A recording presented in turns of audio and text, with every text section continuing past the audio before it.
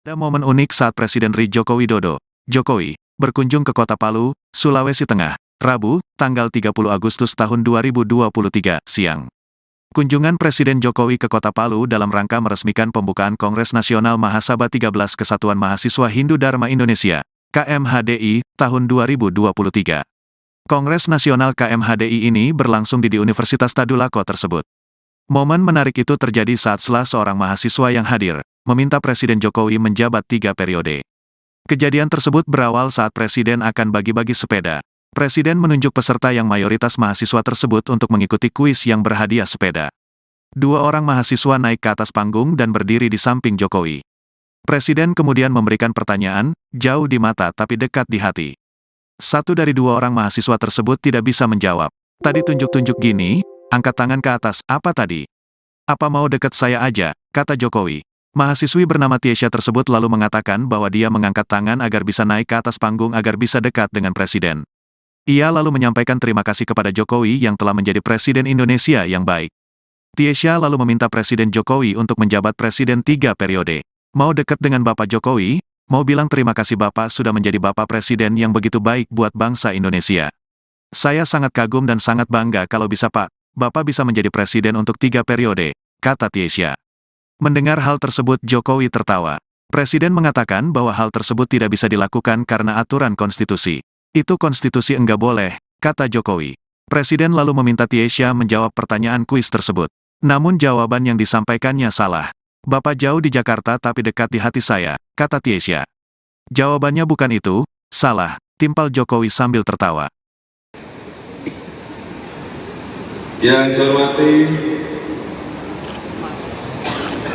Ketua Umum PHDI Pusat, Ketua Presidium Pimpinan Pusat KMHDI, Ibu Tu Yoga, beserta seluruh jajaran pengurus,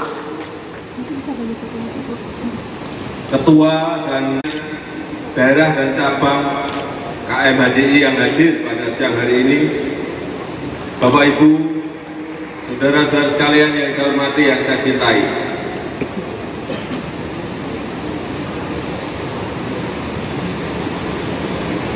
Palu ini dari Jakarta jauh sekali.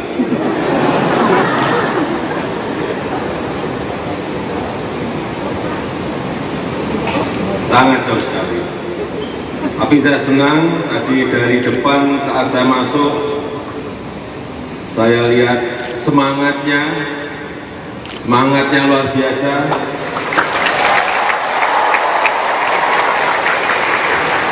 Kalau lihat yang semangat seperti ini, saya biasanya pengen bagi-bagi sepeda.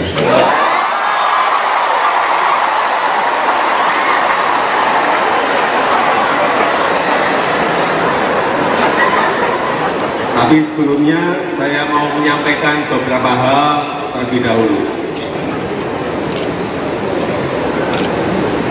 Bapak Ibu dan saudara-saudara sekalian yang saya hormati, tantangan yang kita hadapi saat ini, tantangan dunia saat ini betul-betul tidak semakin mudah, tetapi kedepannya juga akan semakin menyulitkan, semakin sulit, bukan hal yang mudah.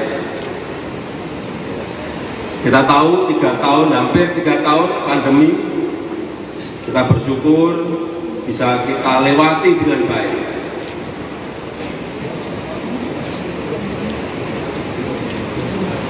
Tapi tantangan setelah pandemi bukan sesuatu yang mudah. Dan banyak negara-negara di dunia saat ini setelah menghadapi pandemi, ekonominya langsung jatuh.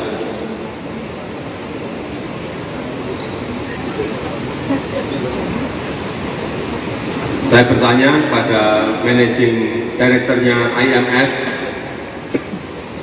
terakhir berapa negara yang menjadi pasiennya IMF? 96 negara. Hampir separuh negara di dunia sekarang ini menjadi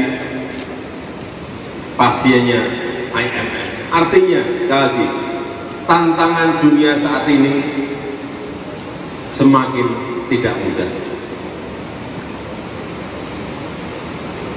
Krisis ekonomi bisa mengatasi pandeminya, tapi nggak bisa mengatasi ekonominya.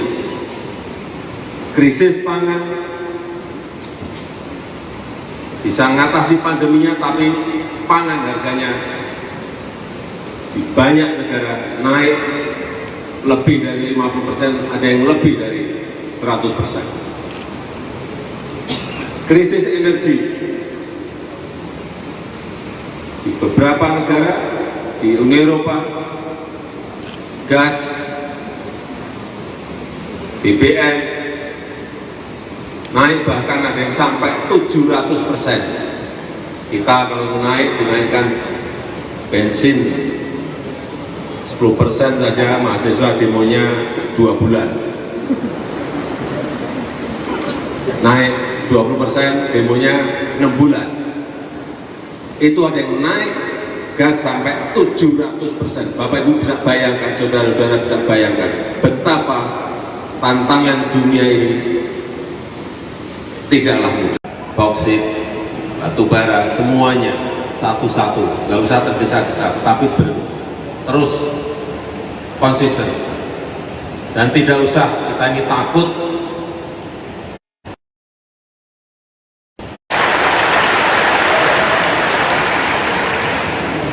pada saat kita stop tahun 2020 kita di ya nggak apa-apa kalah, tapi jangan mundur.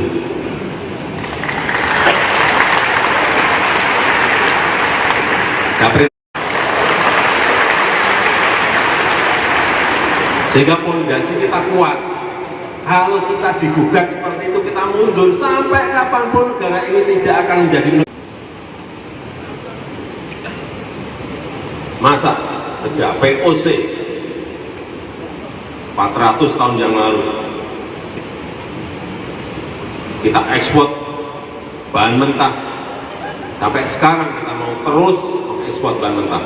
Untuk saya tidak.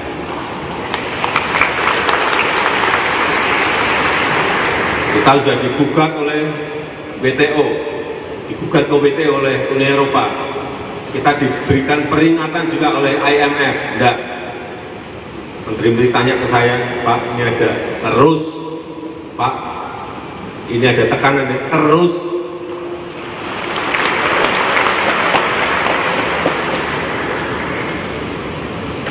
Karena kalau ini konsisten kita lakukan terus-menerus, tidak surut, perkiraan kita 10 tahun yang akan datang, GDP per kapita kita sudah mencapai 10.900 atau 153 juta. Kemudian 15 tahun yang akan datang akan masuk ke 15.800 US dollar GDP per kapita kita atau 217 juta. Dan pada saat Indonesia emas, hitungan kita sudah mencapai 25.000 US dollar income per kapita kita atau 331 juta. Artinya kita sudah